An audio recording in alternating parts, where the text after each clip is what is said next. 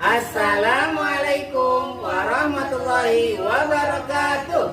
Selamat pagi anak-anak. Pada pagi hari ini berjumpa lagi bersama dengan Saya Fariki. saya, Bu Nuri, Dan saya, Bu Resti. Kita akan membimbing kalian pembelajaran dalam jaringan daring. Setiap pagi kita harus Semangat! tepuk PPK. Religius, nasionalis, mandiri, gotong royong, integritas. Sebelum belajar, kita berdoa dulu yuk. Mari bersama-sama membaca basmalah. Bismillahirrahmanirrahim. Setelah berdoa, mari kita perhatikan pantun berikut. Air jeruk dalam gelas, makan roti dengan keju. Niatkanlah belajar dengan ikhlas, hanya Allah yang dituju. Keliling kota naik becak, walau lama tiadalah jemu. Banyak-banyaklah membaca, karena membaca adalah pintu ilmu. Tinggi badan amat semampai, petani pergi mengambil talas. Rajin belajar pangkal pandai, semangat terus jangan malas. Baiklah anak-anak, selamat menyaksikan video pembelajaran berikut ini. Assalamualaikum warahmatullahi wabarakatuh. Apa kabar anak-anak? Nah, semoga Bu Resti berharap kalian selalu sehat walafiat ya, di rumah selalu sehat. Terus selalu semangat dalam menuntut ilmu ya nak ya, walaupun kita belajarnya masih PJJ, tetapi tidak menghalangi untuk belajar dan belajar. Nah, hari ini kita akan belajar pendidikan lingkungan dan budaya Jakarta atau disingkatnya dengan PLBJ. Alhamdulillah di semester 2 kita sudah memasuki bab 7 ya, di mana materinya bab 7 itu adalah sekolah sehat. Bagaimana sih sekolah sehat itu? Penasaran? Nah, perhatikan ya penjelasan dari Bu Resti. Sebelum dimulai, mari sama-sama kita membaca basmalah terlebih dahulu. Bismillahirrahmanirrahim. Oke, pada bab 7 ini kita akan belajar yang pertama menyebutkan ciri-ciri sekolah sehat. Nah, sekolah sehat itu ada ciri-cirinya nak. Nanti kita akan belajar ya, dan mudah-mudahan kamu dapat menerapkan selalu hidup bersih, mau hidup bersih di sekolah maupun di rumah serta di lingkungan sekitar. Yang kedua akan belajar membedakan nih nak. Kamu insya Allah setelah belajar ini kamu dapat membedakan sekolah yang sehat dan sekolah yang tidak sehat. Yang ketiga, akibat sekolah tidak sehat. Nah, kita juga akan belajar nih akibatnya apa sih jika sekolah kita tuh tidak sehat. Lanjut, yang keempat, melakukan tindakan untuk mewujudkan sekolah sehat. Setelah mengetahui akibatnya, maka apa yang akan kamu lakukan untuk selalu mewujudkan, menjaga, memelihara sekolah kamu agar tetap sehat. Kalau sekolahnya sehat kan enak belajarnya, menjadinya nyaman, terhindar dari berbagai penyakit. Contohnya terhindar dari gigitan nyamuk. Gigitan nyamuk juga itu bisa menyebabkan penyakit. Nah, itu penyakitnya namanya apa? Demam berdarah. Yuk nak, disimak. Kita yang pertama akan belajar tentang ciri-ciri sekolah sehat. Sebelum itu yuk dibuka dulu buku paketnya halaman 60 dan 61. Nah, dilihat nah di sini ciri sekolah sehat. Ada gambarnya ya di sebelah. Nah, ini ciri-ciri sekolah sehat. Yang pertama nih dilihat dari ruang kelasnya. Nah, ciri-ciri sekolah sehat itu dilihat dari yang pertama itu ruang kelasnya. Ruang kelasnya bagaimana nih? Nah, ruang kelasnya ini apa nak? Bersih ya, rapi, tertata rapi, tidak ada sampah atau kotoran yang berserakan di lantai ya. Selain ruang kelas apalagi? Juga kamar mandi. Kamar mandinya juga bersih. Dan juga kan kantin. Nih, di setiap ruang kelas, kamar mandi dan kantin tidak ada kotoran dan sampah di lantai. Ini poin pertama nih, tidak ada kotoran dan sampah berserakan di lantai. Nah, poin kedua, siswa dan siswi menggunakan toilet dengan tertib. Selesai buang air selalu menyiramnya. Nah, ini nih, selain dilihat dari ruang kelasnya bersih atau tidak, toiletnya juga menjadi penilaian ya. Ciri-ciri sekolah sehat itu toiletnya juga harus bersih anak ya.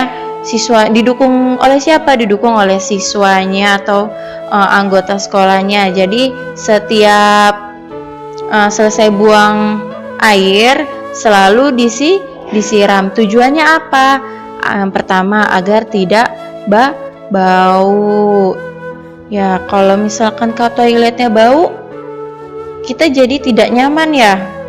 Tapi kalau misalkan siswanya tertib, setiap selalu buang air disiram, nah kan jadinya kamar mandinya selalu bersih dan wangi.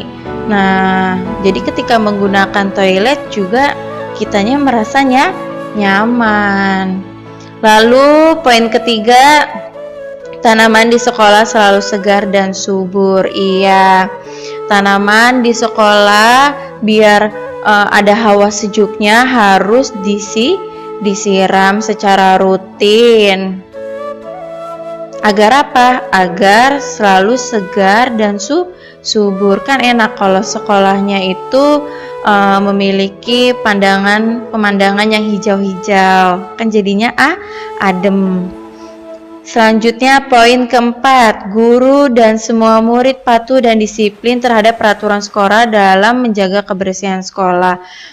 Ini seluruh tanggung jawab seluruh anggota sekolah nih nak, harus patuh dan disiplin dengan peraturan sekolah dalam menjaga kebersihan sekolah. Nah, siswa-siswinya harus peka nih terhadap sampah. Jika kamu menemukan di jalan atau di kolong meja ada sampah, sebagai murid yang hebat, ya sebaiknya sampahnya diambil dan dibuang ke tong sampah ya. Begitupun dengan guru, kepala sekolah, karyawan ataupun keamanan di sekolah juga harus saling menjaga kebersihan sekolah. Karena apa? Karena menjaga kebersihan sekolah adalah kewajiban seluruh warga sekolah, adalah tanggung jawab seluruh warga sekolah. Ya, nah ya, insya Allah hal-hal yang baik ini sebaiknya kamu terapkan dalam kehidupan sehari-hari. Ya, dimulai ditanamkan sejak dini agar nanti ketika dewasa sudah terbiasa. Oke, baik nak, cukup sampai di sini penjelasan yang dapat Ibu sampaikan. Nanti akan dilanjutkan oleh Pak Riki. Silakan Pak Riki. Assalamualaikum warahmatullahi wabarakatuh. Halo anak-anak, sehat semuanya ya? Sehat, semangat ya. Dengan kita menstimuluskan pikiran kita, brain image kita itu sehat ya Allah. Allahul kafi, Rabbunal kafi. Tambahkan lana ya Allah kepada kita semangat dan kesehatan. Insya Allah kita akan menjadi orang hebat. Nah, baik, terima kasih Bu Resti atas penjelasan sebelumnya. Baik, kita lanjutkan PLBJ-nya. Silakan dibuka halaman 62. 61 sampai 62. Oke, 61 ya nak. Maaf tadi ya Bapak lihatnya di pojoknya. 61 sampai 62. Kita akan sama-sama mengetahui bagaimana sih sekolah itu dikatakan tidak sehat. Tuh, dari gambarnya udah kelihatan tuh. Tuh, bau. Nggak enak deh kalau nggak sehat tuh. Nggak bersih tuh nggak sehat pasti. Allah nggak suka ya. Allah nggak suka. Kita aja nggak suka apalagi Allah ya. Nauzubillah. Baik, perhatikan baik-baik. Sekolah tidak sehat ya. Ciri-cirinya apa Pak? Ruang kelas tidak tertata rapi. Tidak tertata rapi ruang kelasnya. Apalagi tidak tersedia ventilasi yang cukup sehingga udara di dalam kelas terasa pengap. Ya Pak, kalau ruangannya AC gimana? Lain hal kalau AC. Ya, kalau AC juga harus ada pencahayaan. Ya. Lanjut, halaman sekolah sangat kotor. Tuh lihatin tuh, halaman sekolahnya, lalat di mana-mana. Nah, sampah berserakan karena tidak tersedia tempat sampah yang cukup. Ada sih tempat sampah, tapi nggak cukup. Sekolah dengan muridnya 500, masa tempat sampahnya 2. Ya. Nggak masuk akal dan nggak bersih lah. Pasti sekolahnya tidak sehat. Ya, kalau begitu kamu sekolah aja di SD Tela mana. Bersih, indah, sehat. Ini aja ruang perpustakaan tuh. Subhanallah ya. Di atas kepala kita apa tuh? Tuh. Allahul kafi, Rabbunal kafi, qasadnal kafi, wajadnal kafi. Likullin kafin kafanal kafi wa ni'mal kafi alhamdulillah. Lanjut. Kamar mandi sekolah kotor sehingga mengeluarkan bau tidak sedap. Selain itu, anak-anak juga biar menjaga kamar mandinya bersih ya, kita habis buang air atau pup disiram airnya yang cukup. Ya, bersih. Ini kalau kotor begini ya tadinya mau pup nggak jadi lah ya. Lanjut. Dinding sekolah penuh coretan dan tulisan. Nauzubillah. Tanaman tidak dirawat sehingga layu dan mati. Aduh, ini zolim namanya. Jangan ya.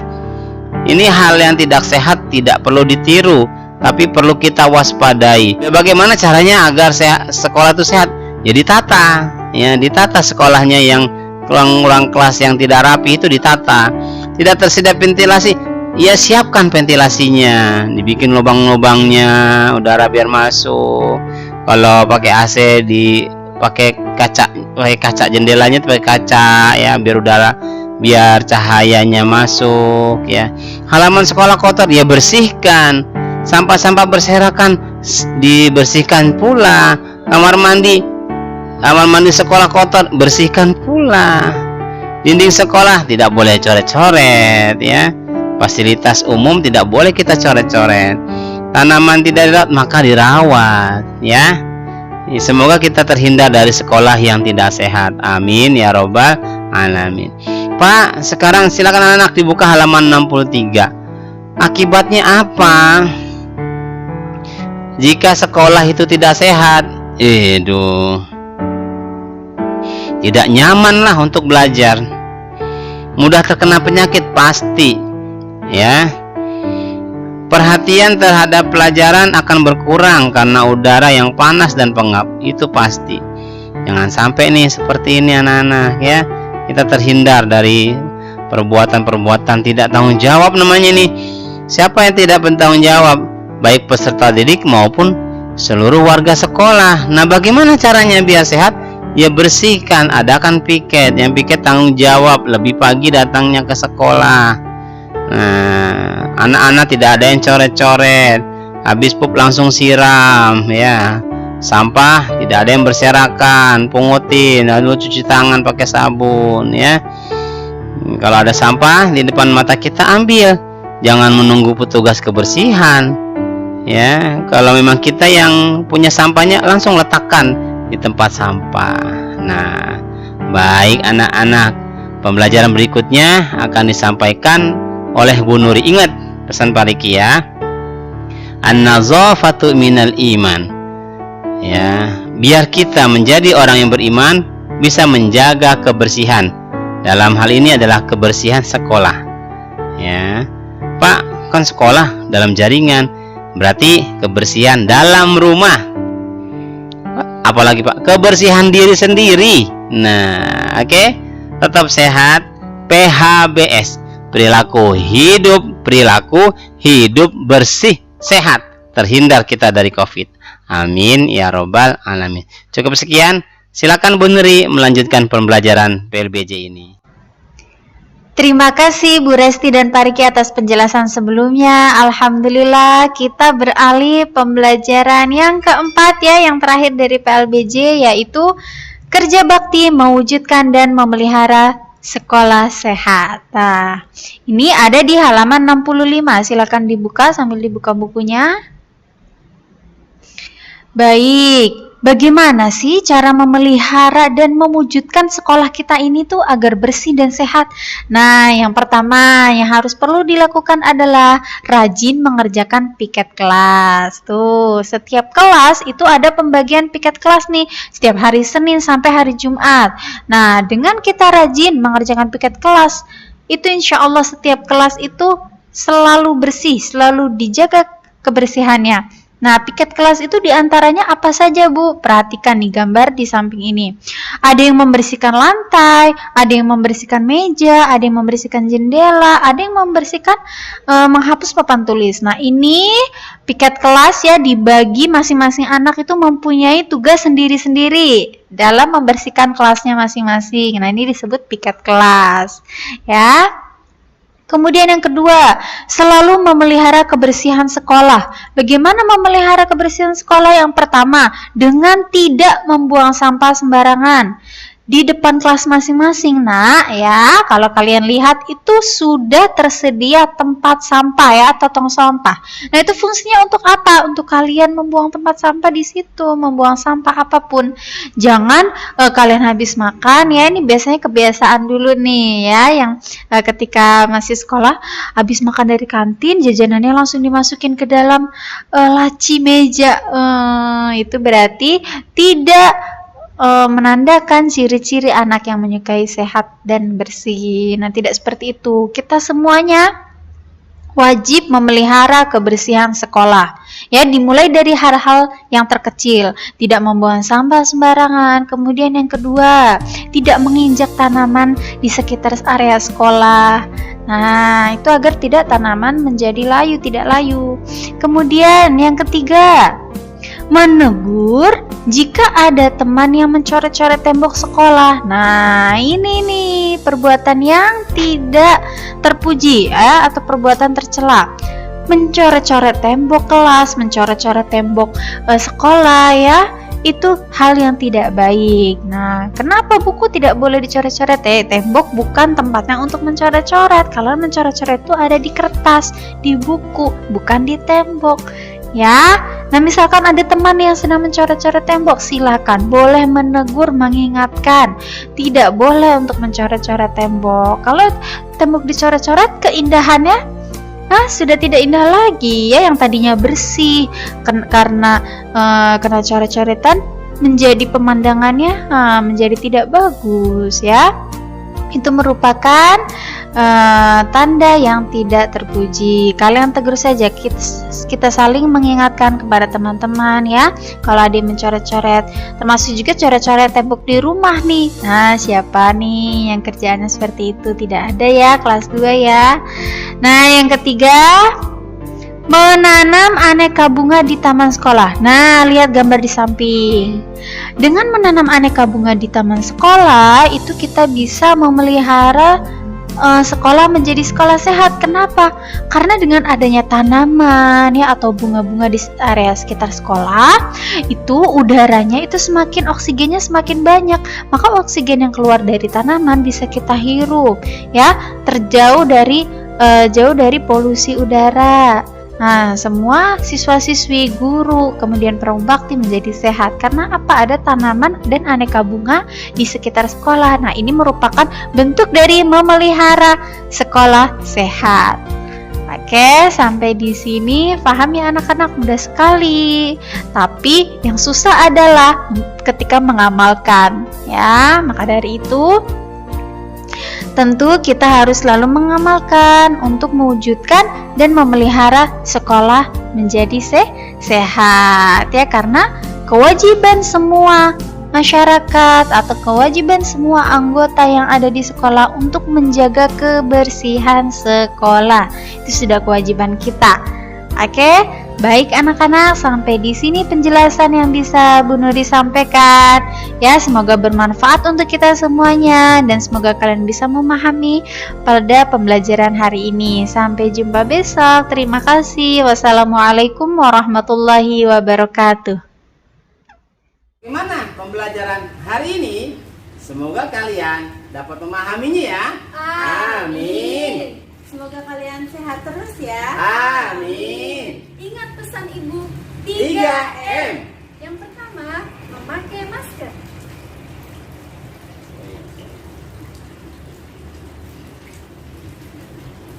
Yang kedua, mencuci tangan dengan sabun. Yang ketiga, menjaga jarak. Baik, mari kita akhiri pembelajaran hari ini dengan mengucapkan hamdalah. Alhamdulillahirabbil alamin. Wassalamualaikum warahmatullahi wabarakatuh.